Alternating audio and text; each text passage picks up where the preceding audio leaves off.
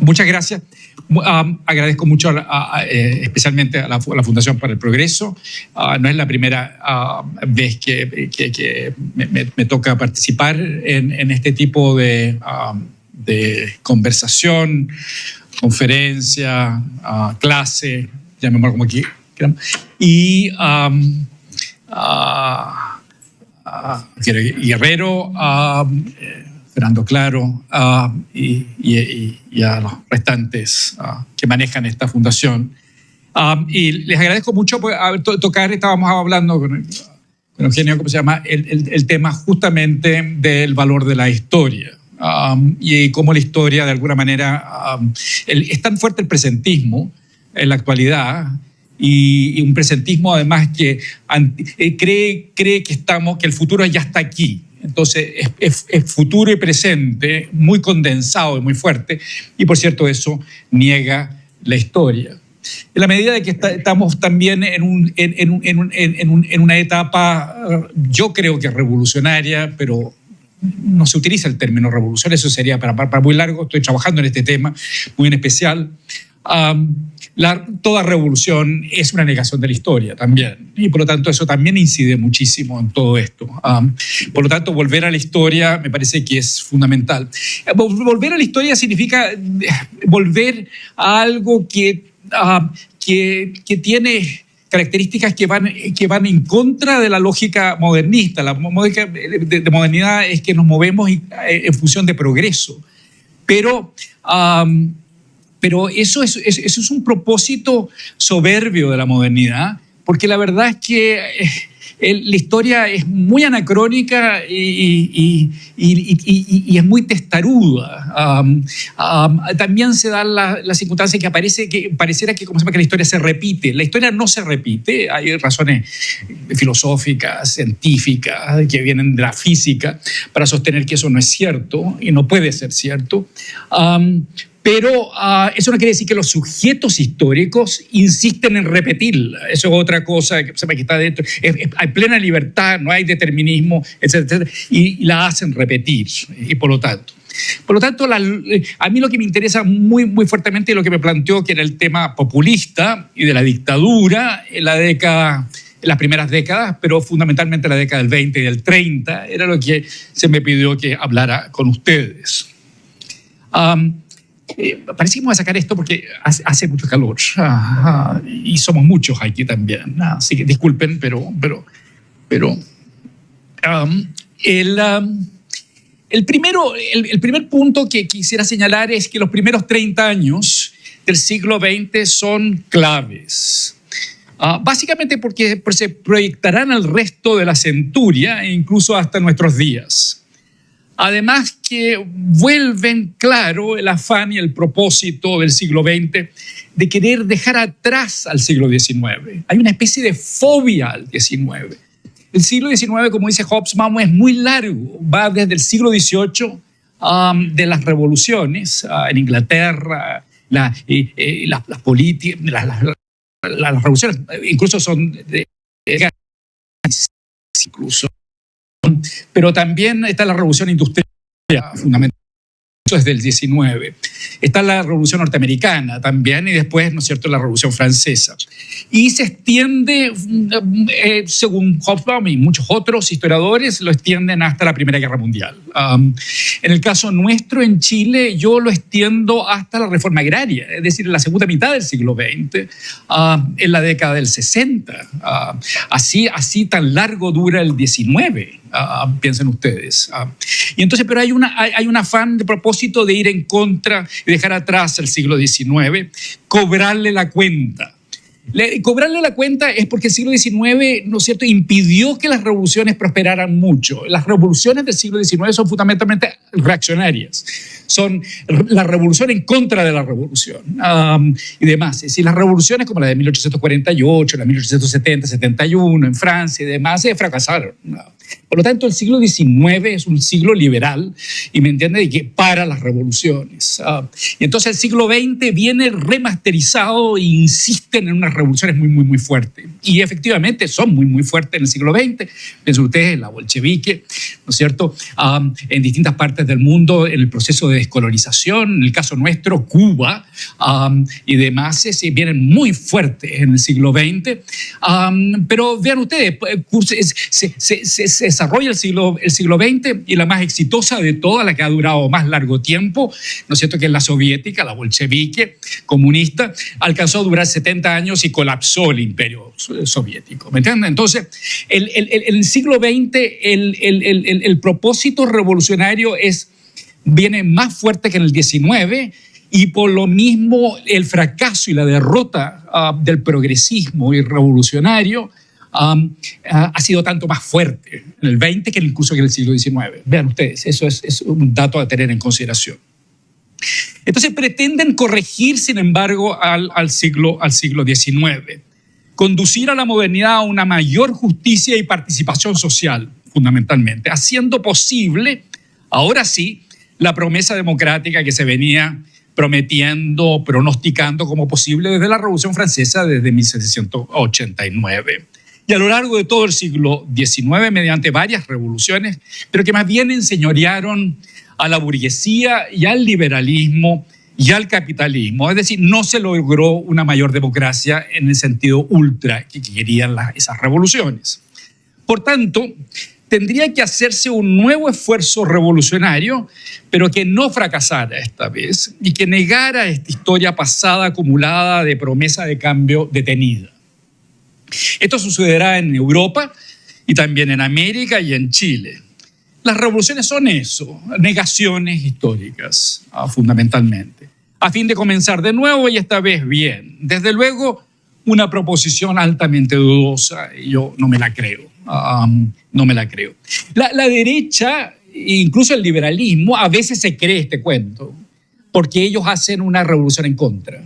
Yo escribí en Átomo, que es la revista, el caso de Margaret Thatcher, que me pidieron hablar, y yo hablé cuando el liberalismo nuevamente se volvió revolucionario. Y esto es muy reciente, en los años 80 y 90, y en Chile antes, en los 70, con el neoliberalismo. Por tanto, este propósito hay que remontarlo, este propósito revolucionario, hay que remontarlo al siglo XIX, a la segunda mitad, necesariamente, y en efecto en la década de 1880, en el caso chileno particular, se viene hablando de la idea de la cuestión social, desde 1880. En tanto, manifestación de efectos del progreso moderno, pero que acarrean todo tipo de problemas, deficiencias y falencias sociales, generándose la necesidad de superar esta situación. Y esto es producto de la industrialización, de la urbanización, de los salarios muy bajos, horas excesivas de trabajo que involucran a veces a niños y mujeres. Entonces, todos los que hemos leído a Dickens sabemos eso, de la revolución industrial, ¿no es cierto? Incluso problemas de vivienda, en el caso chileno, en los conventillos, de salud, protestas de organizaciones de obreros que se han sindicalizado, primeras huelgas, la primera huelga general en Chile data curiosamente y coincide con la guerra civil, es decir, coincide en 1891. Esa es la primera huelga general.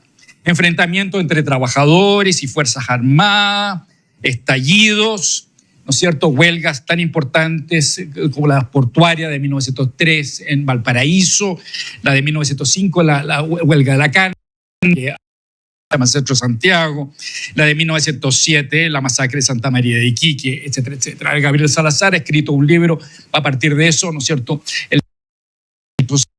También con la violencia en las grandes alamedas. Así se titula el punto. Y los primeros agitaciones, movimientos sociales, revueltas y cuestionamientos. Ahora, estos cuestionamientos provienen de los más diversos centros de poder en la segunda mitad del siglo XIX y las primeras décadas del XX. Y no necesariamente son de izquierda o son marxistas, ni mucho menos. También son tradicionales estos cuestionamientos. Por de pronto la Iglesia Católica y bajo Pío IX, que se las veía muy fuertemente en contra del liberalismo en el contexto de Italia, se tuvo que atrincherar, ¿no es cierto?, ahí, y no podía salir de, de Castel Gandolfo durante mucho tiempo, etcétera, etcétera. Pío IX, que además es el único... es decir, es el único papa reciente, bueno, ¿cómo se llama? Bergoglio todavía no llega a Chile, pero Juan Pablo II sí vino a Chile. Pero, ¿cómo se llama? Pío IX estuvo en Chile como nuncio especial en el siglo XIX, antes de ser papa. Esto también remonta al socialismo de cátedra en Alemania en la era de Bismarck, que es socialista, vean ustedes. Y eso es bastante importante en Chile porque va a tener enorme influencia sobre Valentín Letelier y los radicales en Chile. Y incluso los partidos conservadores, particularmente los partidos conservadores en Inglaterra. El Partido Conservador es altamente cuestionador en este punto, y dirigido por Benjamin Disraeli, nada menos. El Partido Conservador y demás, tanto en Chile como en Inglaterra, tiene una característica muy especial, que son partidos muy fuertemente pluriclasistas. El Partido Conservador es pluriclasista, por lo tanto le interesa, ¿no es cierto?, hacer todo tipo de reformas y demás que cuestionan fundamentalmente el liberalismo imperante y hegemónico en la segunda mitad del siglo XX, desde el siglo XIX y las primeras décadas del siglo XX. Todos, por lo tanto, críticos del liberalismo. También hay toma de conciencia de que algo no anda tan bien, y en Chile lo que se ha denominado ¿no es cierto?, la sensación de crisis. Y se viene hablando de crisis en Chile, de crisis moral incluso, desde 1900. De 1900 hasta el día de hoy, lo cual es realmente insólito. De crisis de 1900 hasta el día de hoy hay más de un siglo de crisis. Las crisis son fenómenos que ocurren en un determinado momento en que se produce un alza, ¿no es cierto? Y son más bien, son como la fiebre de los niños. Hay que remediarlas, ¿no es cierto? Bajarle la fiebre, porque si el niño persiste, se va a despachar, ¿me entienden? Ahora, los síntomas de las crisis no necesariamente significa que está generando una patología, sino que los antivirus están operando. O sea, por lo tanto, son signos de vitalidad, ¿me entienden? Entonces, pero una crisis de 100 años es inconcebible. A mí me parece que esto es abusivo de intelectuales, de la prensa, de los políticos, de estar hablando permanentemente en una crisis. No se puede vivir una crisis. Y si llega a existir una crisis, yo he preferido hablar de decadencia. Es decir, si estamos hablando, de crisis consecutivas, de que se acumulan y realmente no se resuelven, es porque estamos en 100 años. Esto es decadencia. Hablemos a calzón quitado y digamos las cosas como son. El discurso famoso de Enrique McKeever es de 1900. Enrique McKeever, un político radical, masón, hizo el discurso sobre la crisis moral de la República, de lo cual siempre se recuerda su frase famosa: no somos felices. Los chilenos no eran felices desde 1900 a la fecha. Esto no tiene nada de insólito, esto es lo más común y corriente. Y también es muy famoso el argumento que se pregunta por qué no estamos a la altura de nuestros grandes éxitos del siglo XIX. Se pasa una revisión, mira al hecho de que en el siglo XIX Chile aumentó su territorio dos tercios, ¿no es cierto? México en el siglo XIX perdió la mitad de su territorio, nosotros aumentamos 2 tercios. Adquirimos una riqueza que no teníamos, que es el salitre, etcétera, etcétera. Y así sucesivamente. Tampoco estaríamos a la par con Estados Unidos y Europa, ¿no es cierto?, en tiempos equivalentes, etcétera, etcétera. Ahora, todo esto es una cuestión absolutamente arbitraria, porque en 1900, la crisis, cuando hay un antecedente previo de 1891, donde hubo una guerra civil y murieron, de un universo de 2,5 millones de habitantes, se murieron, entre 10 y 15 mil personas, en dos batallas y en un saqueo de Santiago, con Coniplacilla y el saqueo de Santiago. sumamente cruenta, y todavía no logramos entender ese estallido de feroz, una guerra civil, y las guerras civiles son más cruentas que cualquier otra guerra, porque son entre familiares, entre vecinos, etcétera, etcétera. Entonces, inciden muchos otros factores que necesariamente no tienen nada que ver con los motivos de la guerra. Es un gran momento para deshacerse del vecino y del hermano o lo que sea, etcétera, etcétera. Esas son las guerras civiles. 10 años después de 1900, del discurso de McKeever, tenemos la sensación de crisis, ¿no es cierto?, feroz, en un momento de extraordinaria autocomplacencia, que son las celebraciones del centenario en 1910. Y van a la par, en que por un lado se vive, ¿no es cierto?, una euforia de lo bien que lo estamos haciendo, y al mismo tiempo un diagnóstico extraordinariamente crítico a la vez, lo cual es una paradoja. Alexis de Tocqueville ha sostenido, ¿no es cierto?, en una famosa tesis muy importante que la recogen fundamentalmente los economistas, es que en los momentos de muy alto nivel de progreso es donde se generan las revoluciones, fundamentalmente. No cuando, y Francia, por lo tanto, Francia es el país más igualitario, según de Tocqueville, en 1789, antes de 1789, el más progresista, el más extraordinario, y ahí es donde ocurrió la revolución. Había vivido la revolución norteamericana, es decir, había analizado Estados Unidos y conocía el fenómeno también. El país más rico del mundo, más rico que la metrópolis londinense y como se llama, la metrópolis Inglaterra, era, ¿cómo se llama?, Estados Unidos. Y ahí es donde se produjo la revolución. El problema con las revoluciones es de que aumentan las expectativas, y aun cuando va todo va muy bien, hay una incapacidad del sistema para responder a ese alza de expectativas. Esa es la tesis de Tocqueville. El país en 1910 no podía estar tan bien. Yo admito los dos argumentos y me parece que los dos son perfectamente válidos. Los dos pueden ser falseados al mismo tiempo que uno puede celebrarlos. Nadie lo hace porque toma partido. Estar discutiendo lo que se discutió en 1910 es que simple tontera a esta altura del juego.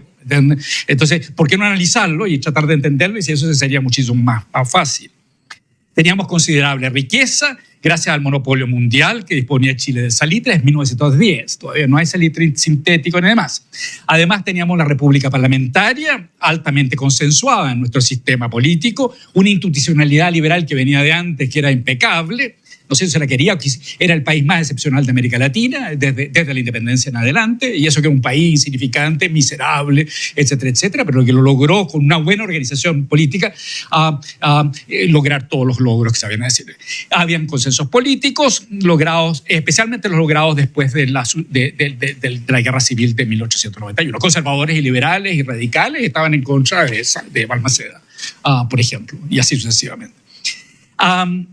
Y sucede todo esto en 1910, donde hay una sucesión presidencial porque se mueren dos presidentes en ejercicio y no pasa nada. Nada que pudiera embarazarnos frente a los ilustres visitantes que nos visitaron en esa ocasión para celebrar con nosotros en 1910. Esto sería cosa más insólito. Paralelamente, sin embargo, se darían a conocer diagnósticos críticos planteados por figuras de extraordinario primer nivel y eventual, no solamente a partir de aquí para adelante, como Tancredo Pinochet, no es el único Pinochet el que sabemos, Tancredo Pinochet, ¿no es cierto?, Alejandro Venegas, que escribía como Valdés Canje, Sinceridad, etcétera, etcétera, Francisco Antonio Encina, prominente historiador, que escribió un libro, Nuestra inferioridad económica, que se trataba de explicar por qué Chile no estaba a la altura de Alemania, de Inglaterra, de Gran Bretaña, de Estados Unidos, etcétera, etcétera, etcétera. Y por supuesto Luis Emilio Recabarren, autor de ese otro discurso famosísimo, Ricos y Pobres, a través de un siglo de vida republicana. Es que es la primera vez que se introduce la dialéctica en Chile, la dialéctica entre rico y pobre, y la dialéctica en lógica comunista, y Recabarren, no en 1910, pero más adelante, va a fundar el Partido Comunista, además. Y la lucha de clases es lo que hace posible, según Marx, ¿no es cierto?, que la historia avance, fundamentalmente. en que ambos tenían la razón. Habían buenas razones para celebrar a la vez que los testimonios existían de deficiencias, cuellos de botellas, empantanamientos, desgastes, posibles motivos de sentir que nos embargaba una decadencia. Son cuestionamientos que además encontramos también en Nicolás Palacio, autor de La raza chilena, ¿no es cierto?, también muy importante en este tipo de temas. Alberto Edwards, el gran historiador de la fronda aristocrática, el gran historiador del siglo XIX, pero que está escribiendo en el siglo XX y va a justificar la figura del presidencialismo de Ibáñez en una dictadura, ¿no es cierto?, vinculándola con Portales en el siglo XIX. Y ciertamente Vicente Huidobro en Balance Patriótico, un texto muy lúcido y demás. Esos son textos coetáneos o posteriores, pero muy en la línea de los diagnósticos críticos que se hicieron en 1910. Por cierto, no todo lo que debe tenerse en cuenta a fin de entender la antesala de lo que va a suceder en Chile en la década de 1920. Hay que recordar que está la Revolución Mexicana en 1910 también. Y eso es muy importante porque eso se va a prolongar durante 70 años, donde la revolución se va a institucionalizar. Y el PRI es el Partido Revolucionario Institucional. Y duró, al igual que la Revolución Soviética, 70 años, fundamentalmente. Toda la Guerra del 14, también, nada menos, que iniciará toda una larga secuencia de guerras en lo restante del siglo XX. Esta era la guerra que iba a terminar con todas las guerras y generó, ¿no es cierto?, 3 guerras, por lo menos, y muchos más que esa. La Segunda Guerra Mundial, la Guerra Fría y todos los procesos de guerra que surgieron después del proceso de colonización, después de 1945. Y todo eso, y la Revolución Bolchevique de 1917, una de las consecuencias principales de la revolución de la Primera Guerra Mundial. Con todo esto lo que va a significar el fin de la autocomplacencia decimonónica, que llega a su máximo esplendor con el fin de siglo, el fin de siglo y principios de siglo y comienzos del siglo, la más radical crítica política y cultural vanguardista en contra de las burguesías. Piensen ustedes en la Demoiselle d'Avignon de Picasso, ¿no es cierto?, que no solamente muestra un burdel, sino que además muestra, ¿no es cierto?, figuras como africanas que aparecen. Eso es de 1909, si no me equivoco, por ahí y demás. Vean ustedes. El nacionalismo y el imperialismo, las críticas al nacionalismo y imperialismo. Se sucede que, ¿cómo se llama? La Primera Guerra Mundial se supone de que terminó con el imperialismo y en cierta medida lo logró, pero también atentó en contra del nacionalismo, cuestión que no ocurrió porque después viene el nacionalismo político posterior, en el periodo de entreguerras. Y también la crítica al liberalismo predominante, incontestable hasta ese momento. Y la aparición, por lo mismo, también del comunismo bolchevique, leninista y internacionalista. El comunismo es internacional. El fascismo como respuesta a ello, como reacción. Y además el fascismo, ojo, con una característica muy especial, es que no se clasifica a sí mismo en términos ni de izquierdas ni de derechas. A Sofía Correa, a Boric le dijo inicialmente que, ¿cómo se llama?, que cuando le preguntó quién eran los autónomos en la Facultad de Derecho, donde somos profesores, y entonces le dijo, ¿cómo se llama? No, sí, somos progresistas, pero son de derecha o de izquierda. Y entonces le dijo, ¿cómo se llama? No, nosotros no somos de derecha ni de izquierda. Y la Sofía saltó y le dijo, pero si eso es fascismo, ¿me entienden? Eso es fascismo, así a primera vista, ojo. Ustedes han visto, ¿cómo se llama?, cómo de un tiempo a esta parte, Ernesto Laclau, que habla de populismo, y como se llama Fernando Atria, ¿no es cierto?, toman conceptos que vienen de Carl Schmitt, que es un pensador nazi, nacionalsocialista, y entonces toman muchas lógicas del fascismo schmittiano, nazi, y son aplicados y son utilizados por la actual izquierda. Esa es buena parte del asunto. Pero ustedes, esta confusión, ¿no es cierto?, tiene un carácter, como se llama, de fascista. Y con cierto... y hay que recordar que las izquierdas eran, ¿cómo se llama?, muy admiradoras de ante lo cual reaccionaban. Mussolini había sido socialista y nunca dejó de admirar a Lenin. Hitler era nacional socialista. Era igualmente socialista, ¿cómo se llama?, como el comunismo socialista. Y con esto la posibilidad de que se extendiera el militarismo y el paramilitarismo político, además, es en el periodo de entreguerras. Las fuerzas políticas se aprestan para combatirse unas con otras en el periodo de entreguerras. Todos los grupos que desfilan, los grupos que se organizan con lógicas paramilitares, el Partido Socialista en Chile también, y usan, ¿cierto?, uniformes que son camisas grises, negras o lo que sea, ¿me entiendes? Para mostrar. Hay fotografías de Ricardo Lagos, del Partido Radical, vestido de esa manera. Hay Salvador Allende vestido de esa manera también, y así sucesivamente. Pero hay también un furor, ¿cómo se llama?, discursivo, retórico, propagandístico, apelando a un nuevo sujeto ya político, pero que también se venía anunciando en la segunda mitad del siglo XIX, que es las masas. Esto de las masas es muy fascinante. Ya los había identificado como fenómeno colectivo y psicológico, ¿no es cierto?, Gustave Le Bon en 1895. Y aparecerá en un poema fundante de tantas cosas que es de T.S. Eliot, La tierra baldía de 1922.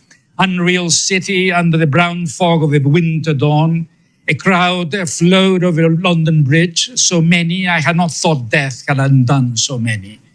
Ciudad irreal bajo la parda niebla de un amanecer de invierno sobre el London Bridge, no es el que tiene las torres, un puente de Londres. La multitud fluía. Nunca hubiera creído que la muerte deshiciera a tantos. Ese es del año 22. Visión dantesca, infernal, de un Londres de multitudes que circulan. No sabe el poeta que habla si vivos o muertos. Esto a 3 años del fin de la guerra. Y a 7 años de la toma de el asalto al Palacio de Invierno, pero en la película de 1927 de Sergei Eisenstein en la Unión Soviética, octubre, para celebrar la Revolución bolchevique. Lo que se destaca es justamente estos turbazos, estas multitudes que acceden a la pantalla, a la historia. Además, 2 años después, en 1929, va a aparecer el libro también clave de José Ortega y Gasset, La rebelión de las masas. Un sujeto distinto esto de las masas, del que no hay antecedentes históricos previos, sujeto colectivo anónimo, que se hace sentir en cuanto número, energía potencial, por lo tanto, presto a servir como instrumento de quien la pueda dirigir. Mucho más abstracto, un sujeto histórico, ¿no es cierto?, abstracto.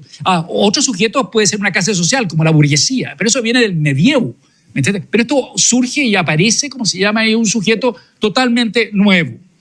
Es conceptual, es sociológico. Hay que entenderlo, hay que llamar a los sociólogos para que le expliquen. Los sociólogos además hacen ideología por esta vía. Entonces uno no sabe si están promoviendo el fenómeno o lo están estudiando. Esto es muy válido para el estallido. No nos llamaron a nosotros los historiadores, pero sí llamaron a los sociólogos. Y seguimos no entendiendo nada del 18 de octubre. Es más fácil de manipular, por lo tanto, atribuirle una voluntad a esta masa anónima, una proyección de lo que se quiere conceptuar. ¿Me entienden? Entonces, esa es la particularidad. Y esto lo manejan extraordinariamente bien, ¿no es cierto?, Goebbels, propagandista del nacionalsocialismo, o Mussolini, mucho antes, en 1920 y demás. Y también, ¿no es cierto?, si en su momento una turba, ¿no es cierto?, botó la Bastilla con las consecuencias simbólicas que eso significó, y después atacó el Palacio de Invierno en San Petersburgo, pero con el paso del tiempo van a conducir, ¿por qué no?, a estas masas a crematorios de algún centro de exterminio. Ahí están masas, son masas en estado de cadáveres, ¿me entiendes? De osamentas, etcétera, etcétera. Hay fotografías de eso al final de la posguerra. Y que los habrá desde antes de la Segunda Guerra Mundial. Dachau data de 1933. Anonimato. Similitud de fenómenos que asimilan a fenómenos naturales o a actos de Dios, como decimos en el mundo del derecho. invisibilidad o visibilidad e invisibilidad sobre la base de la victimización. Esto suena parecido a la actualidad, ¿me entiendes?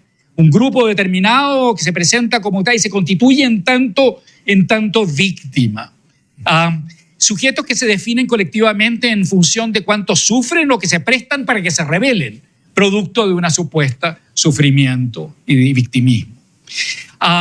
Esto es completamente inconcebible en el siglo XIX. Esto es completamente inconcebible en el siglo XIX. No como fuerza o objeto de fuerza política, no aún. Piensen ustedes, el siglo XIX es liberal. Y ahí recordemos que el liberalismo considera que el único sujeto político por excelencia es el individuo, es un hombre, un voto. ¿Me entiendes? El individuo. ¿Me entiendes? Entonces, vean ustedes, si esto está operando el liberalismo, surge la masa. Entonces, ¿cómo se hace cargo el liberalismo de semejante, ¿no es cierta?, novedad? Etcétera, etcétera. El sujeto individual. De más está señalar señalar que uno de los índices más elocuentes del fenómeno de la masa es la masificación, la densificación urbana. Y Chile logrará en 1920 la paridad urbano-rural, más o menos 50-50, 50-50, por primera vez, 50-50, justamente en 1920. Por eso que en 1920 es tan significativo. Año clave que dejará en evidencia esta antesala que ha estado señalando y se invocará en nuestro caso en la figura de Arturo Alessandri. A mí me parece que Arturo Alessandri es la clave y me voy a detener largamente en Alessandri. Este es un personaje altamente discutible, pero que sin duda al mismo tiempo no puede entenderse según las coordenadas del siglo XIX. Y por lo tanto es una figura del siglo plenamente, del siglo XX, claramente, sin lugar a duda. Es la antítesis en su performance, diríamos hoy día, en su actuar político, es la antítesis al del siglo XIX. Él quiere ponerle el fin al siglo XIX. Por eso que es tan significativo. Es el primer culpable o el responsable, si ustedes quieren, de que se le pusiera una lápida al siglo XIX. A él le debemos dar el paso hacia la confusión, yo creo, que nos embarga desde hace 100 años a la fecha. A mí cuando me preguntan cuándo se jodió Chile, yo creo que en 1920, claramente. El León Alessandri es un personaje controvertido, sin lugar a duda. Yo pienso que es sobrevalorado, sin perjuicio de que es un personaje altamente notable en cuanto a atributos personales. Esta es la inteligencia con mal uso, a mi juicio. Es un ambicioso a todo dar, fundamentalmente. Es carismático. Es carismático justamente en el mismo momento que Max Weber escribía largamente sobre el tema del carisma, ¿no es cierto? Y surge este personaje en Chile, vean ustedes. Y es coincidente, estamos a la par de lo que está ocurriendo en Europa. Con un fenómeno como Alessandri. El carisma es una forma, ¿cómo se llama?, de dominio. Hay otras formas que son de orden institucional. El carisma es una figura que tiene un aura y que genera un aura y que le genera una complicidad con las masas. En las masas, en cuanto a cómo se llama, que le otorgan la posibilidad de ellos de representarlo. Como la masa es irrepresentable, ¿no es cierto?, él puede hacerlo. Por supuesto que después lo pueden descuartizar, como fue el caso, ¿cómo se llama?, de Mussolini y demás. Y por eso que Hitler también se tuvo que incinerar antes, ¿me entiendes? Porque lo habrían profanado, etcétera, etcétera. Es un personaje totalmente frontal, es caudillesco. Mario Góngora considera de que Alessandri y Carlos Ibáñez del Campo son los caudillos. En un país donde no tiene caudillos, no en el siglo XIX, porque tuvimos institucionalidades. Los caudillos surgen en lugares donde la institucionalidad liberal no funciona, no se aclimata. El caso de México, del Caribe, de Centroamérica, del norte de Sudamérica, el caso de Venezuela, claramente, ¿no es cierto? El Río de la Plata, ven ustedes, pero no el caso de Chile. Lo más cercano a un caudillo en el siglo XIX es José Miguel Carrera, y José Miguel Carrera lo castigan justamente para que no vuelva a Chile. Justamente. Vean ustedes, tan temprano como eso. Portales definitivamente no es un caudillo, pero eso sería para muy largo y no me voy a ahondar. También va a ser un patriarca de un clan político y empresarial de larga proyección. Políticos, ¿no es cierto?, candidatos presidenciales, un yerno, Arturo Mate, y un hijo, Fernando Alessandri, un presidente, Jorge Alessandri Rodríguez, empresarios vinculados a los mates y a la papelera, el caso de Jorge Alessandri, por ejemplo, médicos de gran renombre, su hijo Hernán, y abogados como su hijo Arturo. Realmente muy notables. Las siguientes generaciones de Alessandri no han estado a la altura ni de su padre, del abuelo, ni los padres. Pero yo no diría que fue o haya sido Alessandri el iniciador del Chile contemporáneo, entendiendo en 1920 como un antes y un después. Él por sí solo no lo es el único. Esto es válido también con Portales y es válido también con Arturo Alessandri. Tampoco es que se haga entrar a la clase media al poder. Ya voy a explicar por qué. Un gran reformista, tampoco me parece que sea un gran reformista incomprendido por el establishment oligárquico. Va a terminar siendo un querido y amado no solamente por los banqueros, como Ricardo Lagos, sino también, como se llamaba, por la derecha, fundamentalmente. Un estatista, sí, todas las figuras del siglo XX son estatistas. Muéstrenme uno que no sea. Y eso tiene que ver con el efecto de la Gran Depresión. Y la Gran Depresión no quedó otra alternativa que tener un Estado fuerte, uno, y dos, se debe también a las guerras. No se puede hacer guerras con un Estado débil, obviamente, ¿me entienden? Por la concentración de poder. El estatismo no se debe a un triunfo ideológico de izquierdas. Saquémonos de eso de la cabeza. De igual manera de que el feminismo y el avance de las mujeres, ¿no es cierto?, puede deberse infinitamente más de la Segunda Guerra Mundial que cualquier avance desde un punto de vista de orden ideológico. Yo creo que eso debieran quedar a esta altura del juego, es decir, no comprarse esos argumentos, ¿no es cierto?, al contrario. Y por lo tanto, más bien es un populista, y esto es lo que me gustaría ahondar, capaz de hacer abarcar el liberalismo, que él es liberal,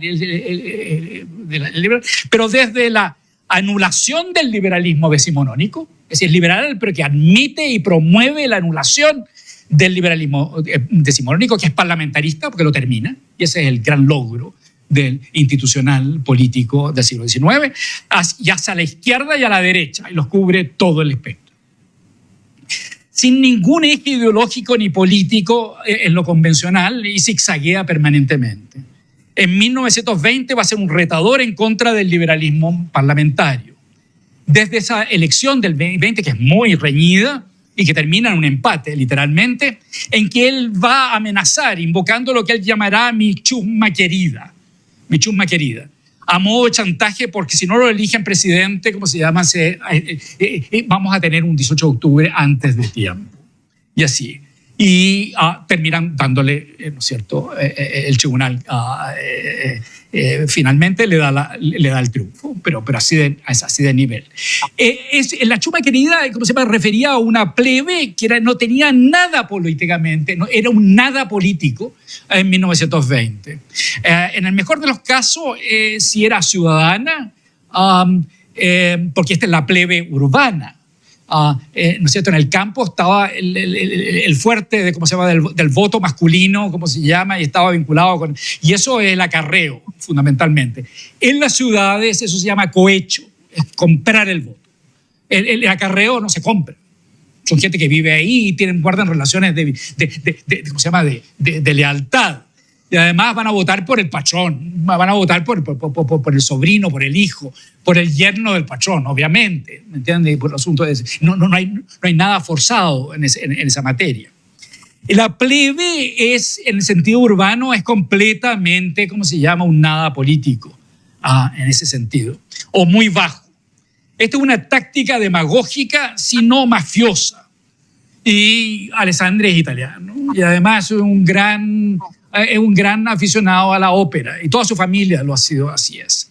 Él se va a erigir desde 1920 en adelante en el padrino, literalmente el padrino que tuvo inicialmente el igualitarismo democratizante chileno. y luego también va a ser el padrino del presidencialismo autocrático legal a través de la Constitución de 1925. ¿Entiende? Ese es el punto. Me parece, por lo tanto, exagerado sostener que quiso presentarse como interlocutor válido de esta plebe a fin de querer hacerla controlable, ¿no es cierto?, convirtiéndose en su caudillo. Alessandri es teatral, no tiene nada de profundo y aunque escribió libros, no es intelectual. Otros escribieron los libros por él, en parte también. Un hombre muy inteligente que podría haber sido, pero era demasiado vitalista, no anda quedándose ahí, ¿no es cierto? Fue el primer director de la Biblioteca del Congreso y demás. Y así. Bueno, tampoco es que haya querido volver al Partido Liberal, del cual veniera, desde donde él venía gracias al clientelismo político. Era un advenedizo social que se casó muy bien con la señora Rodríguez, Velasco y demás, ¿no es cierto?, de la élite. En un partido, convertir al Partido Liberal en una corriente de sensibilidad social. Los liberales en el siglo XIX no tienen ninguna sensibilidad social. No tienen sentido de justicia social. Eso hay que dejarlo bastante claro de un comienzo. Los conservadores sí que tienen sentido, porque son mucho más pluriclasistas, pero no lo tienen. Los radicales, como Valentín Letelier, se vuelven socialistas por motivos cerebrales, muy inteligente don Valentín Letelier, y administrativos, pero que dice en relación con lo que se llama el socialismo de cátedra, ¿no es cierto?, de señores, como se llama, sentados para crear una especie de estado de bienestar antes del estado de bienestar de Bismarck, en la época de Bismarck. Alessandri es un oportunista, fundamentalmente. Es decir, es una especie de Trump de su época, digamos las cosas como son. Lo cual no deja de ser. Los dos son de cuidado, eso es lo que estoy tratando de señalar. Luego va a ser admirador del fascismo italiano, lo que lo va a unir y lo va a atraer a los militares, a los jóvenes militares, en contra de la institucionalidad que venía del siglo XIX. Y va a coquetear con Ibáñez y Marmaduke Grove. Ibáñez va a ser dictador y después presidente constitucional, 2 veces presidente, infinitas veces candidato, complotista permanente. Marmaduke Grove, ¿no es cierto?, candidato presidencial también, complotista, ¿no es cierto?, y además fundador del Partido Socialista y fundador de la FACH. Por eso yo le pregunté una vez a la señora Bachelet porque el Partido Socialista era un partido fascista, de la FACH. Ella no le gustó mucho la pregunta. Y a ellos los asusa. Él toca las puertas siendo presidente de la República, desde adentro, para que lo apoyen en sus reformas sociales y lo avalen en contra del Congreso. Es un intrigante. Intentará en su primera administración, hasta que abandone el país en 1924, porque le hacen un golpe justamente lo que lo apoyan, ¿no es cierto?, de reformar el presidencialismo de hecho, y después abandona esta postura y lo asumirá una defensa del presidencialismo, ¿no es cierto?, de orden constitucional, en la Constitución de 1925. Piensen ustedes que, de Alessandri fue contrario a Balmaceda y al presidencialismo dictatorial de Balmaceda, y militó en contra, y después se pega esta Verónica completamente a 180 grados. Las Verónicas no son de 360 porque quedarían en el mismo lugar. Es fundamental la geometría envuelta en este caso. Los militares lo traerán de vuelta el 25. Lo sacan los jóvenes lo apoyan de alguna manera. Pero son jóvenes coroniles a esa altura del juego, son mayores, son mayor, teniente, coronel y demás. Por lo tanto, se impone una junta de gobierno con la jerarquía, ¿no es cierto?, de los generales. Y ellos son mucho más conservadores y apoyan al Parlamento, ¿me entiendes? Entonces, fue un triunfo pírrico. Entonces, tienen que hacerle un nuevo golpe, ¿no es cierto?, en que Marmaduke Grove y, Ibáñez, con una Mauser y una espada, entran a la moneda y están tomando té. Bennett, Neff y Altamirano, si no me equivoco. Puede que me equivoque. Y lo sacan a patada, ¿me entiendes? Y demás. Y traen de vuelta y reciben apoteósicamente de este presidente que había salido en exilio en septiembre, el 11 de septiembre de 1924. cogobernará con Ibáñez. Ibáñez va a ser ministro de guerra y va a ser el hombre, como se llama, que representa los intereses del ejército a esas alturas del juego. Pero entran en conflicto entre los dos, y el que se va nuevamente, el que se tiene que ir antes de tiempo, no es Ibáñez, sino que es Alessandri. Entra un conflicto con militares que se prolongará más de una década, e incluso seguirá relativamente vivo este conflicto en la década de 1950, entre ibañistas y alessandristas. Yo vengo de una familia ibañista, porque Carlos Ibáñez del Campo era tío mío, político. Estaba casado con una Letelier, que es mi hermana de mi abuelo. Y por lo tanto, si ustedes notan aquí una cierta fobia, yo de ibañista no tengo nada, salvo este vínculo, pero soy muy contrario a Alessandri. ¿Eso tiene que ver con de dónde yo vengo? Sí, por supuesto, sí, sin lugar a duda. Sin lugar a duda. Sofía Correa viene de una familia alessandrista. Bueno, nadie es perfecto. Estamos casados, pero bueno, ¿qué le vamos a hacer? En los años 1925, durante la dictadura, entre el 27 y el 31, que es la dictadura de Ibáñez, ¿no es cierto? Ahí va a complotar Alessandri en contra, ciertamente. En 1931 también va a complotar en contra de Montero, con quien había sido candidato en contra, y ganó Montero. Finalmente lo deponen en el 31 y crean la República Socialista, en que participan más que socialistas, ¿me entiendes? Porque es Grove en calidad de, ¿cómo se llama?, de militar, Apuga también en calidad de militar, ibañistas y alessandristas, ¿me entiendes? A veces están en desacuerdo y a veces pueden estar en acuerdo. Esa es la República Socialista, que dura 12 días en una primera versión y 100 días en una versión más larga y más ibañista, la de 100, no la de 12.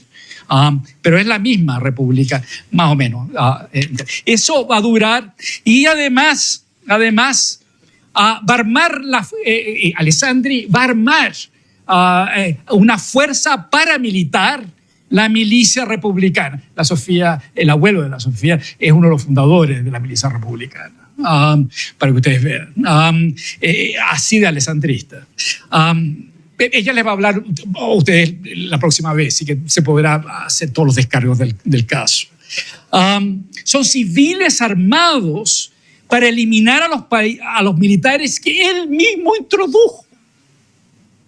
Figúrense, no es un tipo serio en cuanto a coherencia, es un oportunista y demás. Y esta vez identificándose con la derecha, también durante su segundo gobierno entre el 32 y el 38.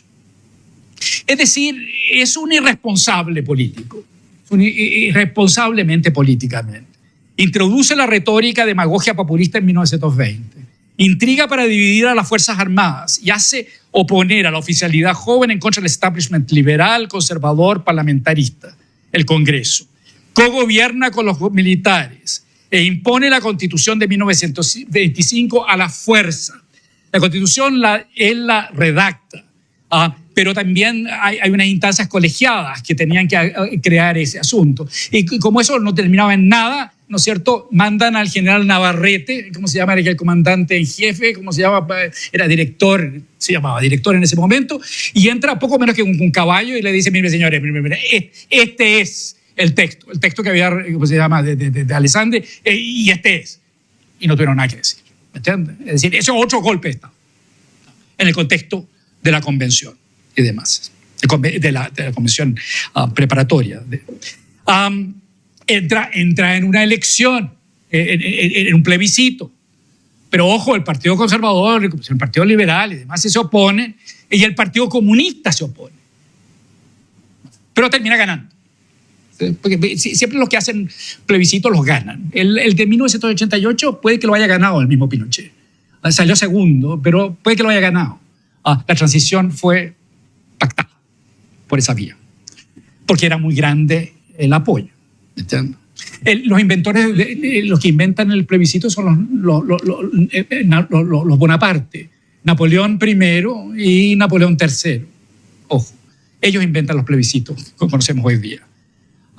Y según Marx y según los comunistas, Luis Napoleón de 1848 y 1851 es el primer fascista de la historia, antes que el fascismo tenga nombres. Ojo. Pero en el siglo XIX, a mediados del siglo XIX. Vean ustedes. Bien. Él no solamente gobierna, impone en 1925 a la fuerza, como se llama, la Constitución, institucionaliza la relación cívico-militar, que es lo propio de la Carta de 1925. Y eso es lo que va a continuar hasta el día de hoy. Hasta el día de hoy. Díganlo o no lo digan. Habiéndole cambiado o no lo ha cambiado en el 2005, como se llama, de que eran los garantes. Son los garantes. Esto no ocurre en ninguna parte del mundo. Son los garantes del proceso electoral. ¿Ustedes han visto esas fotografías? Yo no sé si es el caso, pero ¿cómo se llama? Hay una caja de votos y hay un pelado, ¿cómo se llama? Con bayeta calada. Después, ¿cómo se llama? Tienen metralletas en Estadio Nacional y, ¿cómo se llama? Y la urna. Esto es inaceptable, ¿me entiendes? Y eso es antes, eso ocurrió en el gobierno de Ríos. En el gobierno de Ríos, vean ustedes, en los años 40 y demás. Y después se trata de sacar a los militares de la política, etcétera, etcétera. Sin embargo, es incapaz de deshacerse de los militares y entra en una especie de acuerdo, y ese acuerdo es la Constitución de 1925 en adelante. Los militares no aceptan entenderse con nadie más que sea un presidente de la República. ¿Me entiendes? Esa es toda la lógica. Nada de esta cosa colegiada. Esa es la Constitución de 1925 en su base fundamentalmente. Esto no es pragmatismo, esto es zigzagueo, esto es apostasía, esto es traición, autotraición en un liberal que fue formado en el siglo XIX, pero que le pone la lápida política al siglo XIX. Vean ustedes. En cuanto a que no introduce la clase media al poder, ¿se acuerdan de ese argumento? Yo los tengo por varias razones. La clase media es mucho más pequeña de lo que se cree en esta época de 1920 en adelante. Es insuficiente para hacerse cargo del país. A fines de los años 40, en un estudio de Amuy, Mario Amuy, uno de los primeros sociólogos que hace encuestas, llega a la conclusión de que la clase media asciende solo al 15 al 20%. 15 al 20%. Vean ustedes. El 70% de la población aparece como de mano de obra. ¿Entienden? Y el resto sería sector alto. Vean ustedes. Sin embargo, tiene una particularidad muy especial. La clase media es el 90% de las personas profesionales que han cursado la universidad. ¿Me entiendes? Y una universidad de Chile, fundamentalmente, que era seria en esa época, ¿me entiendes? Y demás. No lo que existe hoy día. Y además una universidad nacional, que actuaba también como examinadora en muchos aspectos. Y así. Y esta es una clase media funcional a las profesiones y al manejo del Estado. Y forma parte de una alta burguesía, en el fondo, que es fácilmente cooptada por la clase alta. Casan a sus hijas con ellos, fundamentalmente. Eso es tan cierto como eso. Tan cierto como eso. Y además, hijas que se casan con ingenieros que son los de la Corfo, que tienen los sueldos más altos en Chile. Es una señora Echenique que se casa con un señor Piñera. ¿Me entiendes? Eso es literalmente el asunto. Así sucesivamente. Esta clase media relativa no tendrá apoyo electoral masivo detrás. ¿Me entiendes? Este es un problema que esa clase media... La democracia cristiana tuvo este problema, ¿me entiendes? Porque vienen de la clase media y demás, ¿me entiendes? Pero no tenían, ¿cómo se llama?, el apoyo, ¿no es cierto?, electoral. ¿Me entiendes?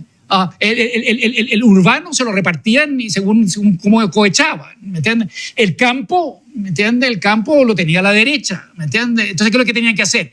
Bueno, la reforma agraria. Y eso la democracia cristiana resolvió con la reforma agraria, que no es una expropiación de tierras. Olvidémonos de eso. Es una expropiación del voto. Es la expropiación del voto. Empiezan a entender eso, entienden mucho mejor el asunto. Y no entran en la trampa de la lógica ideológica que promueve este tipo de cambios sociales. En fin, Alessandri es ante todo, como diría Ricardo Donoso, que escribió un libro que la familia de Alessandri lo quemó, un agitador y demoledor, fundamentalmente. Y un Ricardo Donoso liberal. Si haya habido un historiador liberal, es Ricardo Donoso. No precisamente clarificativos que lo justifican como personaje eje. Su segunda administración, si bien pone la Constitución del 25 a una ejecución en manos civiles, porque ya había estado funcionando la Constitución dentro de una dictadura, la dictadura de Ibáñez, del 27 al 31. Y entonces por eso que se identifica, como se llama, la Constitución del 25 con Alessandri en el segundo gobierno, el 32 al 38. Pero esa segunda administración es una dictadura legal. Es una dictadura legal. Hans Kelsen, el gran jurista alemán, los que estudian derecho sabrán que es muy importante, muy significativo, muy positivista. Hablando de la Constitución de 1925, la califica de presidencialismo dictatorial, una dictadura legal, en que pueden ser más importantes los decretos que las leyes. Los decretos parten y emanan de las instancias ministeriales y del presidente de la República, por cierto. No surgen del Parlamento, no surgen del Congreso. Alessandri además va a ser muy represivo en la segunda administración. Hay varios ejemplos. La represión de la revuelta de Ranquil, de colonos y campesinos del Biobío adentro, con apoyo comunista, sindical. Y por ahí incluso han descubierto de que había un propósito de crear un soviet. Una historiadora rusa que se afincó en Chile y que tenía acceso, sabía ruso, entonces descubrió este asunto. Entonces habría ese punto. Pero sin embargo el Partido Comunista reivindica Ranquil, son como 500 personas muertas, y lo asumen claramente como una de sus páginas más gloriosas, martirológicas. No hay ningún eje. Entonces, esto es muy importante. Y la segunda represión, por supuesto, es el seguro obrero de 1938, ¿no es cierto? A metros de la moneda, en que se supone, no se sabe si es apócrifo o no. Le preguntan qué hacemos con esto, que están todos, que estaban en la Casa Central de la Universidad de Chile, y los mueven y los llevan hasta ¿no es cierto?, lo que hoy día es el Ministerio de Justicia, y los llevan a esa torre allá arriba y los matan. Los carabineros los matan. Son como 50 personas, fundamentalmente nacionalsocialistas, nazis con C, y bañistas, fundamentalmente. Están ahí en el letrero y demás. Es apócrifa, le hace la pregunta: ¿qué hacemos, presidente, con ellos? Mátenlo a todos. Supuestamente que habría dicho. No hay ningún eje ideológico consistente que explique a Arturo Alessandri. Sí pienso que puede explicarse quizás, y esto estoy especulando, por el fenómeno de un liberalismo otrora hegemónico en el 19 que se vuelve decadente, que será salvado. Este liberalismo decadente está pasando por su época más terrible, el periodo de entreguerras, ¿me entiendes? Es que un vacío y que lo llena el el fascismo y el comunismo, fundamentalmente en Europa y demás. Pero puede que esto, ¿no es cierto?, se haya rescatado el liberalismo por la necesidad de generar una lógica estatal desarrollista. Y eso es la Gran Depresión, fundamentalmente, ciertamente. Y también las guerras.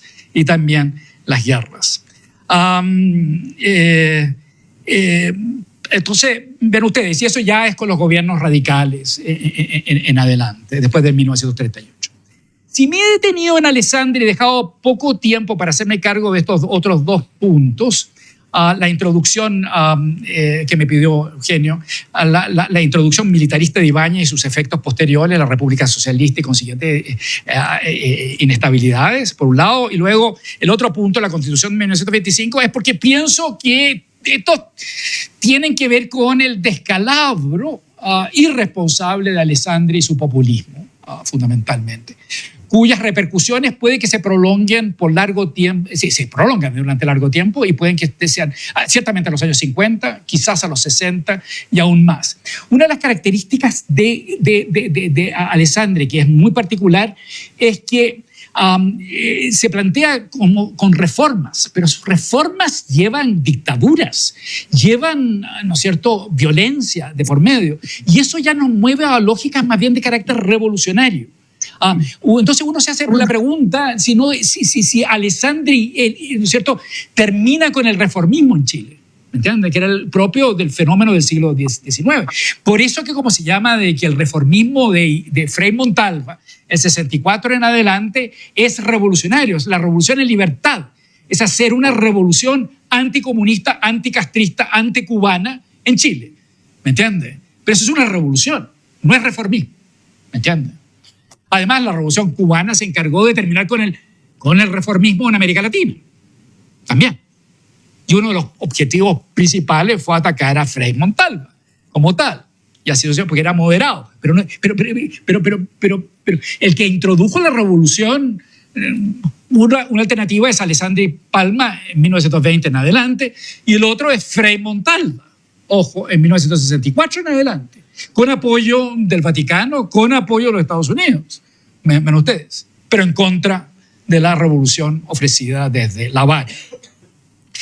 Es que sin Alessandri, y no estoy diciendo que se habría producido la historia que sigue, sino que sin él y los desastres que siguieron no habrían tenido cierto referente en este desacierto de Alessandri. O si ustedes quieren, este acierto de Alessandri, que marcará 2 décadas de una manera que tiene una característica de administrar coyunturas verdaderamente infaustas.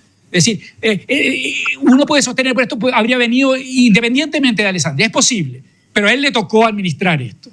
Y él lo que él administra es jugar este juego, como se llama, populista, ¿no es cierto?, en que está en todas las paradas, etcétera, etcétera. Y vean ustedes, por eso que le cargo las tintas a él. Y si bien a Alessandri no terminó causándole además, a Alessandri no le causó mella haber actuado de esta manera tan irracional, contradictoria, tan al tiro al aire. Si uno tiene que pensar, como se llama, en este Alessandri es un tiro al aire, ¿me entiendes? Una bala loca, de alguna manera, sin dirección. No habrá sido que su efecto mayor fue haber validado un proceder tan dañino, ¿me entiendes? Ha salido indemne de las críticas, en que aparece como incluso un personaje aconsejable, ¿me entiendes? Así aparece en historiadores. El populismo de Alessandri trajo a los militares de vuelta en la política chilena, sin embargo, después de 70 u 80 años. Desde que, que Manuel Bulnes, se bajó, se subió al caballo para ir en contra de 8 militares, ¿no es cierto? Porque, porque eso es lo que le interesaba y porque el que estaba gobernando fundamentalmente iba a ser Manuel Montt, que fue el que verdaderamente estaba detrás de Manuel Bulnes.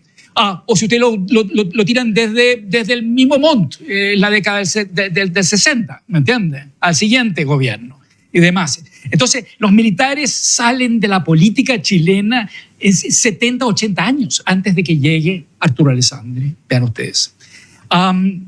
Y sin embargo, tras Alessandri siguen ahí presentes.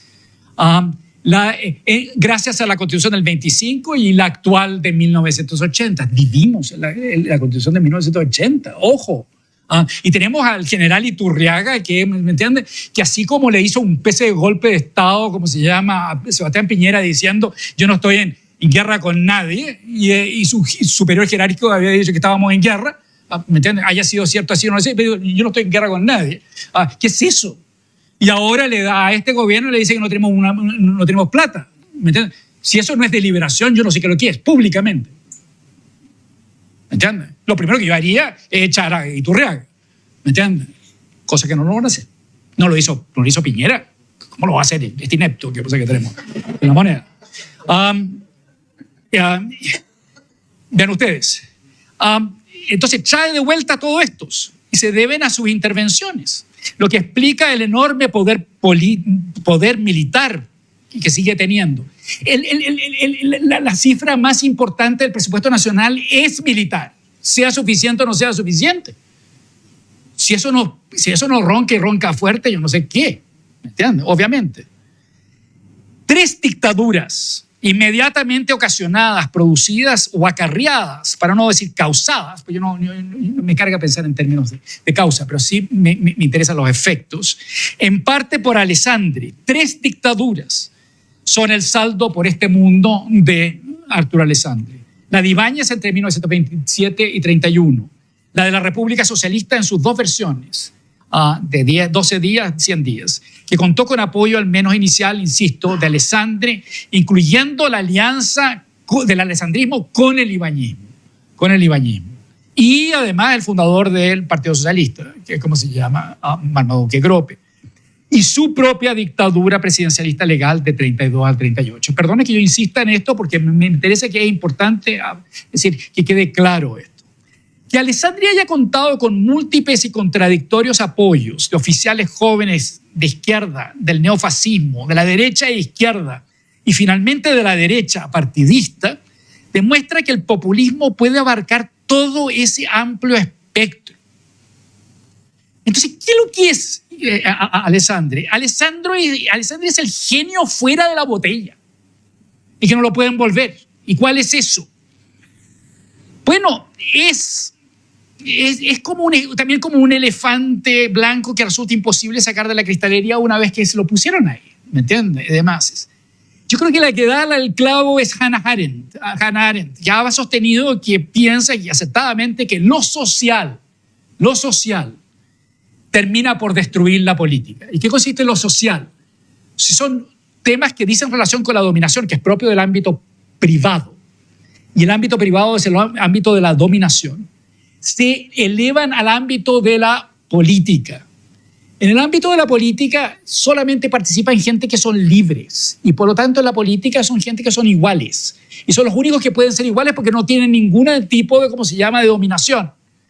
Entonces, que elementos de orden social que deberían haber sido tratados en el ámbito estrictamente privado, de la necesidad de la dominio, ¿me entiendes?, de una dominación, se proyecten en el ámbito público, significa que se desaparece la capacidad. La capacidad del ámbito público no es capaz de hacerse cargo de lo social, según esta lógica de Hannah Arendt. Es muy provocadora la tesis, es muy provocadora. Por eso que tiene carácter oligárquico.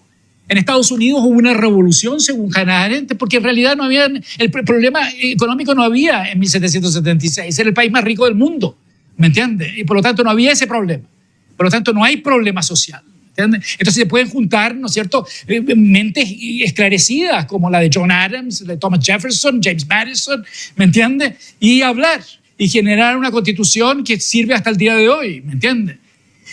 El ámbito público sirve para equilibrar a posibles tiranías. Las tiranías sirven para resolver el problema social. ¿Me entiendes? Cuba tiene un buen sistema, ¿cómo se llama?, de medicina. No sé si sigue siendo tan bueno, pero por lo menos, ¿me entiendes? Y tienen un sistema de alfabetización completa, claro, ¿me entiendes? Pero las tiranías pueden hacer eso, ¿me entiendes? Mucho mejor que un régimen que funciona sobre la base del debate, del conflicto, etcétera, etcétera. Entonces, a mí me parece que aquí lo que introduce a la política chilena Arturo Alessandri no es solamente el social, y algo más específicamente lo social, es el activismo social. Es el activismo social desde las estructuras de poder para anular la estructura del poder. ¿Me entiendes? Eso me parece que es la clave aquí.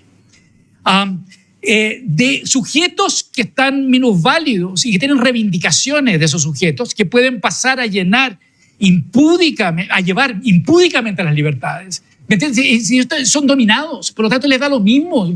Ellos no conocen otra cosa que la dominación, y por lo tanto, ¿no es cierto?, necesitan que resuelvan el problema inmediato, ¿me entiendes? Para que no se muera la guagua, fundamentalmente.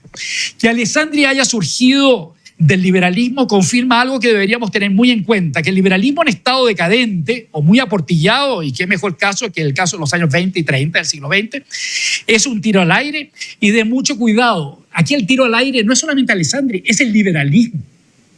Es el liberalismo, ojo. Al final, el liberalismo sobrevive. El liberalismo es la primera ideología después de 1789, y es la única que sobrevive. El comunismo no sobrevive, el fascismo no sobrevive como sobrevive todavía el liberalismo. ¿A qué se debe a eso? Hay un autor que se llama Eric Voegelin que da a entender de que no hay columna vertebral en los liberales, fundamentalmente. Yo lo auspicio eso. El liberalismo sobrevive, pero a costa de que se autotraiciona una y otra vez descaradamente. Los liberales son la gente más cara de palo que existe.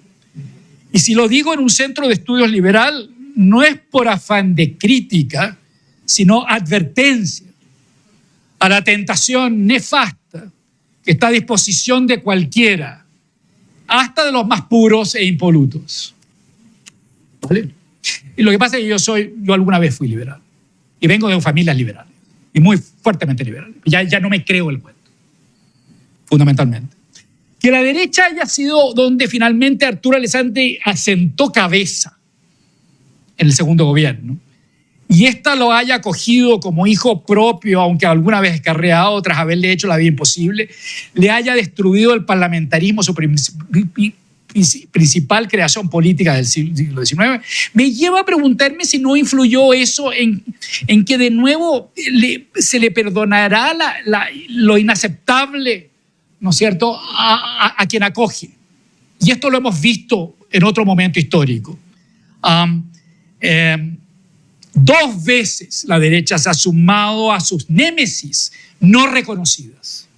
Los contrarios no reconocidos dan cuenta de una tontera o vocación suicida de la derecha que no admite perdón de Dios. El otro es la dictadura militar. La dictadura militar, ¿no es cierto?, la derecha se la compró sin condición. Yo lo he explicado de una determinada manera. Los dueños del país le entregaron el poder total al capataz.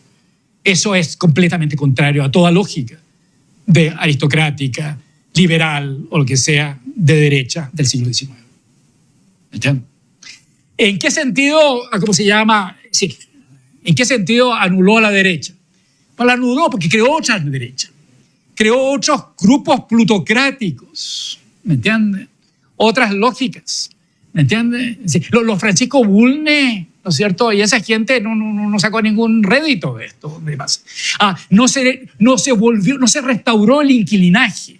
Puede que se hayan devuelto parte de algunas tierras, pero no se revirtió la reforma agraria, que selló la reforma agraria finalmente y se inició con Estados Unidos. Se inició también con Jorge Alessandri, se inició también con Frei fundamentalmente, con los equipos de Frei, que fueron todos los mismos equipos de Allende. Se cristalizó y se confirmó con la dictadura militar. Y eso es una revolución. Eso es lo más revolucionario que ocurrió en Chile. Lo más revolucionario en Chile. Yo como no creo en revoluciones de ninguna índole, por eso es que yo fui contrario a la dictadura militar, aun cuando vengo de derecha. ¿Me entiendes? Lo que pasa es que para mí fue fácil porque yo vivía fuera de Chile. ¿Me entiendes? Mi familia vivía aquí. Entonces fueron todos pinochetistas. Yo no, por suerte. Familia materna. Otro punto a resaltar que los dos políticos más parecidos a Alessandri en el siglo XX, más parecidos incluso que el mismo propio hijo Jorge, 10 minutos, hayan terminado tan mal. Me refiero a González Videla, el traidor por excelencia, una de las figuras más izquierdita del Partido Radical, que tuvo como su a Neruda, como se llama, como su jefe de campaña, etcétera, etcétera, por su frivolidad. Videla. Y Salvador Allende. Sofía me ha hecho ver que, ¿cómo se llama? Que mientras fue presidente del Senado, ¿cómo se llama? Después, posteriormente, con quien se entendía era y que le llevaba un poco, ¿cómo se llama? El juego era Allende. De un punto de vista político, Allende es mucho más parecido a Arturo Alessandri que Jorge Alessandri, a su hijo. Y los dos trajeron los militares al sistema. Allende también. Vean ustedes. Creyendo que podía jugarlo sobre la base del equilibrismo. Y entonces esto también se presta para, ¿cómo se llama? Porque no puede ser el caso si tenemos también a un zigzag. Porque Allende no será un traidor, pero es un equilibrista. Es un juego de un equilibrista. González Videla era maestro de bailarín, ¿no es cierto? Era trompo, ¿no es cierto? De salsa, fundamentalmente. Y entonces, es una forma de equilibrismo. Y también Allende era equilibrista, ¿me entiendes? Cómo juntar al Partido Comunista con el MAPU, ¿no es cierto? Y con la izquierda cristiana y con Carlos Altamirano en el Partido Socialista. ¿Me entiendes? Si eso no es, ¿me entiendes? Él siempre confió en esa que llamaba la muñeca, pero es un equilibrismo, ¿me entiendes? Y demás. Bueno, otro que zigzaguea, como todos estos otros, es Boric. ¿Me entiendes? ¿No es cierto? Equilibrista frívolo y termina, ¿no es cierto? También, en una de estas termina abrazado de la UDI. A veces se juntaba mucho con Macaya, antes del problema de Macaya. Y así. Entonces, vean ustedes aquí, el problema es que todo esto zigzagueo significa que la traición uno se vende. Ahora, ¿hasta qué punto Alessandri se vendió finalmente para la derecha? Entonces, aquí me parece que hay algo que importa muchísimo el fenómeno de Alessandri Modelo, pero también otro elemento que dice relación con que es el elemento plutocrático. Uno de los primeros grupos plutocráticos, político y económico, es el grupo Alessandri Mate, fundamentalmente. Ojo, hay que trabajarlo más, esto. Pero a mí me parece que eso es, ¿me entiendes? Y si no fuera por ese enorme poder que es la moneda, no habría tenido, como se llama, la riqueza de ese grupo. Es la papelera, además.